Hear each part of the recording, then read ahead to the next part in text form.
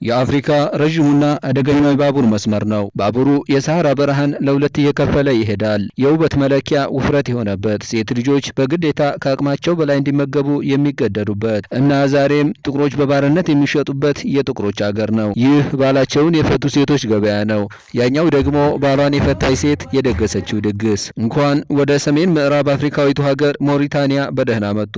ዛሬ ሞሪታኒያን በትንሹ ቃኘት እናደርጋለን። የሞሪታኒያ የባቡር ስርዓት በዓለም ዝነኛው ነው። የሰሃራ በረሃን ለሁለት እየሰነጠቀ የአገሪቱን የማዕድን ስፍራ ከወደብ ጋር ያገናኛል። አንድ መስመር ብቻ ያለው የሞሪታኒያ የባቡር መስመር 704 ኪሎ ሜትር ሲረዝም ለጉዞ አደገኛ መስመር ነው። በ1963 የተገነባው ይህ መስመር የሰሃራ በረሃ የጀርባ አጥንት የሚል ቅጽል ስምም አለው። ባቡሩ 700 ኪሎ ሜትር ለመጓዝ በአማካኝ ከ20 ሰዓት በላይ ይፈጅበታል። ባቡሩ ዋና አገልግሎቱ ጭነት ማመላለስ ቢሆንም በየበረሃው የቆመ የትራንስፖርት አማራጭ የሌላቸውን የአገሪቱ ዜጎችም ይጭናል። ቀን ቀን እንደ እሳት የሚፋጅ ሙቀት፣ ማታ አጥንት የሚቆረጥም ቅዝቃዜ ባለው ጭው ባለው በረሃ ማዕድን በጫነ ባቡር ተጭኖ ለሰዓታት ያህል መጓዝ ለሕይወት አደገኛ ቢሆንም ሌላ አማራጭ የሌላቸው የሞሪታኒያ ዜጎች አደገኛውን ጉዞ በፈቃደኝነት ይጓዛሉ። ሞሪታኒያ ሌላ ገጽታም አላት። ጭው ያለው የሰሃራ በረሃ ከአትላንቲክ ውቅያኖስ ጋር የሚገጥምባት አገር ናት። የሞሪታኒያ ሕዝብ ቁጥር 4.6 ሚሊዮን ሲሆን አረበኛና ፈረንሳይኛ በአገሪቱ በብዛት የሚነገሩ ቋንቋዎች ናቸው። የአርብቶ አደር ሀገር የሆነችው ሞሪታኒያ በረሃማ በሆነው አየር ንብረቷ ምክንያት ብዙ የሚታረስ መሬት የላትም። ድህነት፣ ስራ አጥነትና ያልተረጋጋ ኢኮኖሚ መገለጫዎቻው ከሆኑ ሰንበትበት ብለዋል። አብዛኛው የሞሪታኒያ ክፍል በተለይም ሰሜናዊ ሞሪታኒያ በሰሃራ በረሃ የተሸፈነ ነው። ደቡባዊው የአገሪቱ ክፍል ከኤርትራ እስከ አትላንቲክ የሚለጠጠው የሀገሪቱ ክፍል የሳህል ክፍል ውስጥ ይገኛል። ደቡብ ምዕራብ የአገሪቱ ክፍል ሞሪታኒያ ከሴኔጋል የምትዋሰንበትና የሴኔጋል ወንዝ የሚፈስበት ሲሆን የሚታረስ ለም መሬት ያለበት የአገሪቱ ክፍልም ነው። ግብርና፣ አሳ ማስገርና የማዕድን ስራ የሞሪታኒያውያን ዋና መተዳደሪያቸው ነው። የግብርናው ዘርፍ በተለይም የግመል፣ ፍየልና ሌሎች እንስሳት እርባታዎች ዋነኛ መተዳደሪያቸው ሲሆን በደቡባዊ ሞሪታኒያ የእርሻ ስራ ይዘወተራል። ምዕራባዊ የአገሪቱ ክፍል ከአትላንቲክ ውቅያኖስ ጋር ስለሚዋሰን ለአሳ አስጋሪዎች ገነት ነው።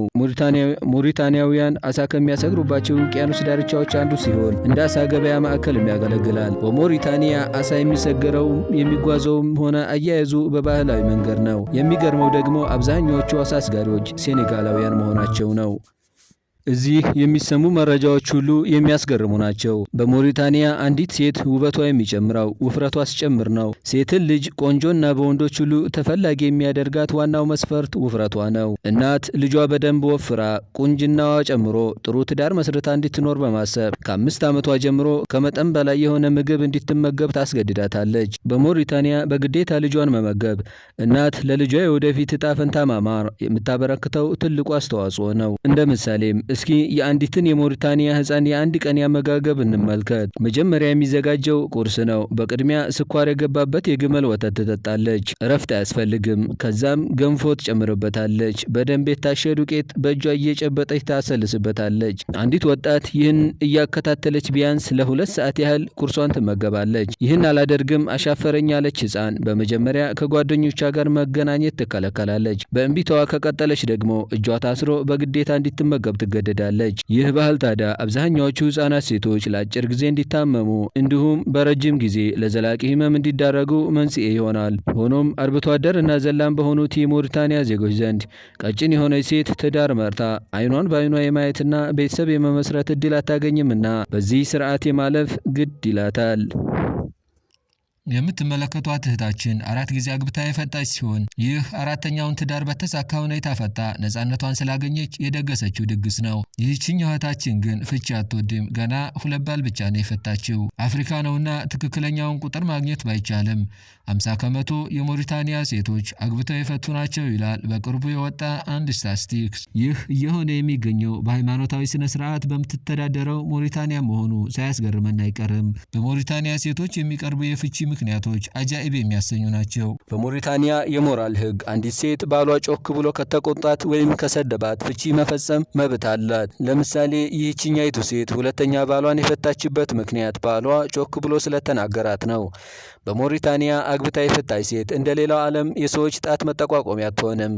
እንዲያውም ብዙ ልምድ አላትና አግብታ የፈታች ሴት ከልጃገረዶች በላይ በዚች ሀገር በብዙ ወንዶች ትፈለጋለች።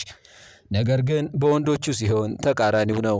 አግብቶ የፈታ ወንድ ቤተሰቡን ማስተዳደር ያልቻለ ከንቱ ወንድ ተደርጎ ስለሚቆጠር በብዙ ሴቶች ዘንዳ ተፈላጊነት የለውም። ባሏን የፈታች ሴት ወቁልኝ ለማለት እንዲህ ወዳጅ ዘመዶቿንና ጓደኞቿን ሰብስባ ድል ያለ ድግስ ትደግሳለች። ከዛ በፊት ግን ፍቺው የተፈጸመው ከ3 ወራት በፊት መሆን አለበት። ይህም ከቀድሞ ባሏ አለማርገዟን የወደፊት እጩ ባሏ እንዲያቅላት የምታደርግበት አንዱ ዘዴ ነው። መርካቶ ውስጥ ጭር ተራ ምናለሽ ተራ እንደሚባለው ሁሉ በሞሪታንያ የተፋቱ ሴቶች ገበያ የሚባል ሰፈር አለ።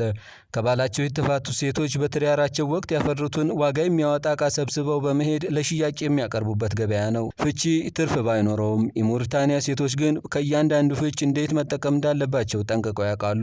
የተፋቱ ሴቶችን ገበያ የፈጠሩት ከባሎቻቸው የተፋቱ ሴቶች ሲሆኑ ዕቃዎቹን በመግዛትና አዲስ ለተጋቡ ሙሽሮች በመሸጥም የሚተዳደሩት ራሳቸው ሴቶቹ ናቸው። ባሏን የፈታች ሴት ልክ 3 ወር ሲሞላት ቅልጥ ያለ ድግስ ይደገሳል። ከድግሱ 1 ቀን በፊት ጓደኞቿ ወደ ቤቷ መጥተው ሂና ይቀቧታል። ይህም ነፃና ለሌላ ትዳር ዝግጁ መሆኗን የምታሳውቅበት ሁነኛ ምልክት ነው። በሞሪታንያ ትዳር የሚጠናቀቀው በድግስ ይሁን እንጂ ፍቺ ጥቁር ጠባሳ አይጥልባቸውም ማለት አይደለም። በተለይም የወሊድ ምጣኔ አጠቃቀም እምብዛም በሆነባት ሞሪታንያ ትዳራቸውን የሚፈቱ ሴቶች ሁሉም በሚባል ደረጃ ከቀድሞ ትዳራቸው ልጆችን ያፈራሉ። ትዳራቸውን ከፈቱ በኋላ ወደ ቤተሰቦቻቸው ቤት ስለሚመለሱ ከትዳሩ የተገኙትን ፍሬዎች የማሳደግ ኃላፊነት በሴቶች ላይ ይወድቃል። አንዳንዶቹ ሴቶች ታዲያ ይህንን ማድረግ ስለማይችሉ ልጆቻቸውን በማደጎነት ለሚያሳድጓቸው ድርጅቶች ይሰጣሉ። ደግሞ ሌላም አለ።